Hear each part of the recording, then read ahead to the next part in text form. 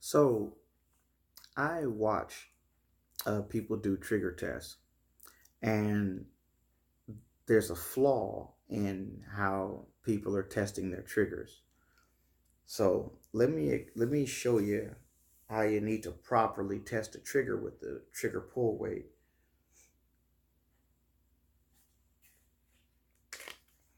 So closest gun to me.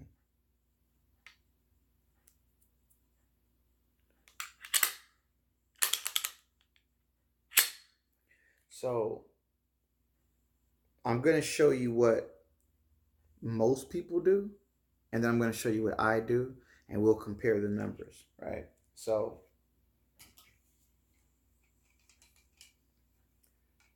trigger pull weight,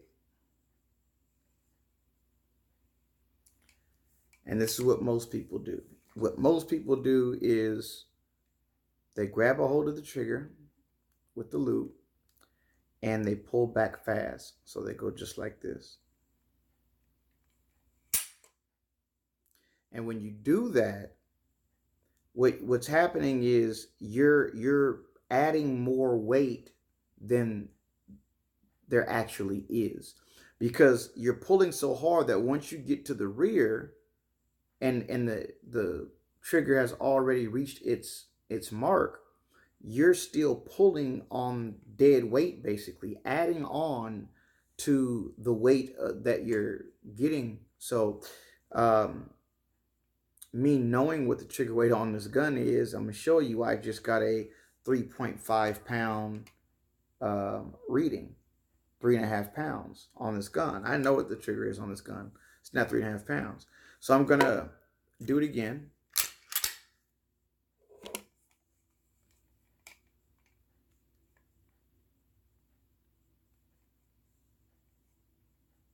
Okay, do it again how most people do it.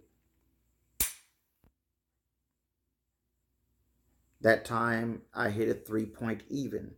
And this is where you'll see people, online, and they'll go, "Oh, the trigger pull is between 4.2 and 4.8 or something crazy like that," right? Those a trigger's trigger pull weight is not going to vary that dramatically.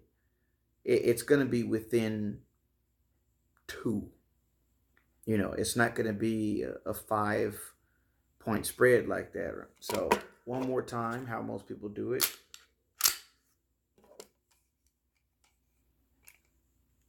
Grab trigger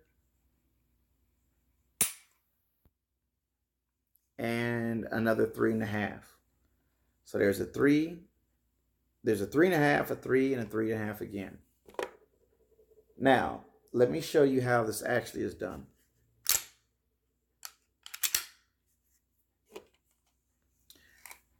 Make sure you got that thing down to the bottom.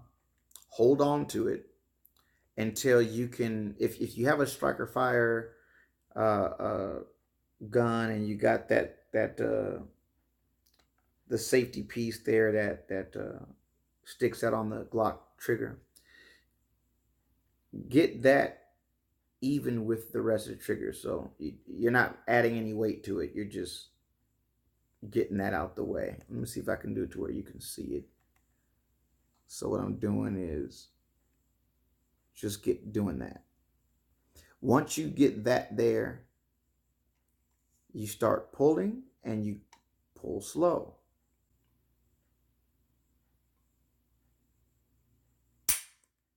Okay. Now that is 2.5 pounds.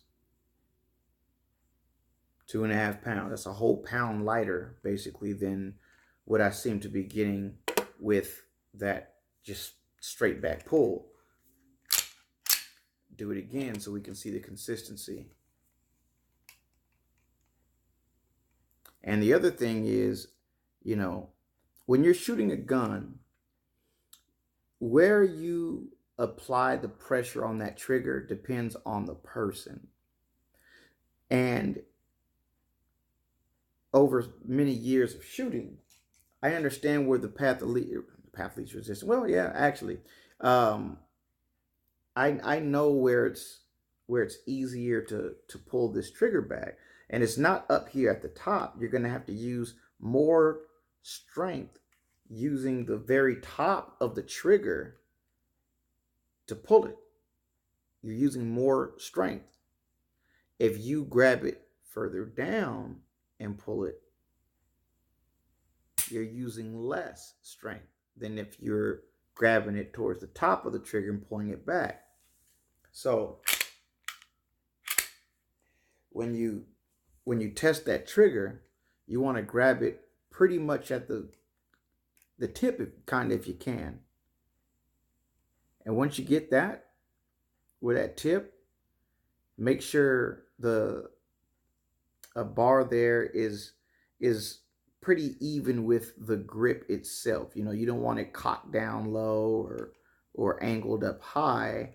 You want it to be as leveled as possible and just come straight back. And you're doing it slowly and not quick, because you don't want to add on the added pressure of a dead trigger.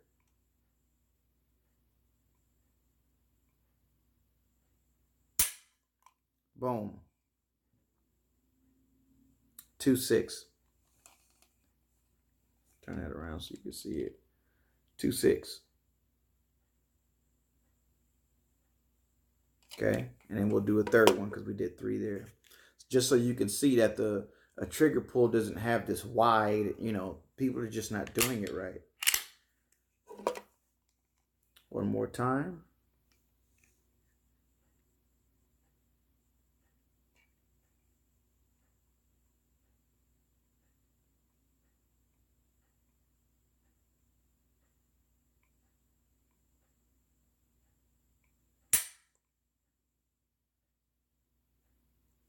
$2.6.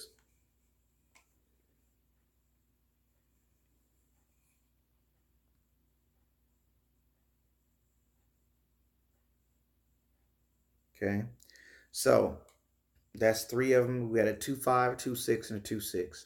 That's normal. That's how it actually is, you know. And again, when you pull that trigger, you can, you know, some people have much wider fingers too, by the way, so some people can't help it. Don't get me wrong, but you know, if you can, you know, instead of coming towards the top of that trigger when you're pulling back, can you see that? Instead of pulling at the very top and pulling back, grab towards the bottom and pull back, because that's where you're gonna, it's the what's the word I'm looking for? Because the path to least resistance, I when I think of that, I think of, you know, primer, explosion, and the bullet has to leave because of, you know, path of least resistance. But I mean, it still is with this also. It's the path of least resistance. There's a the least amount of resistance you're getting out of this trigger is towards the bottom when you pull back, rather than the top pulling back. So when you test your trigger, you test it towards the bottom. You do it slow so that once it breaks, you stop. That's it. You're not pulling on dead trigger weight. You know, in other words, this is a dead trigger now because I just pulled it back. But if I want to test this, I can pull on it right now. And I just went to 4 pounds, right? I barely even did anything, but I got to 4 pounds, and this thing's not even, right? It's dead. And that's because people are moving too fast. And when they get back there, they're still adding, you know, an extra pound of pressure that it doesn't even exist there, you know. So that's how they do it. Jesus Christ. I just got a 5 pound on that one.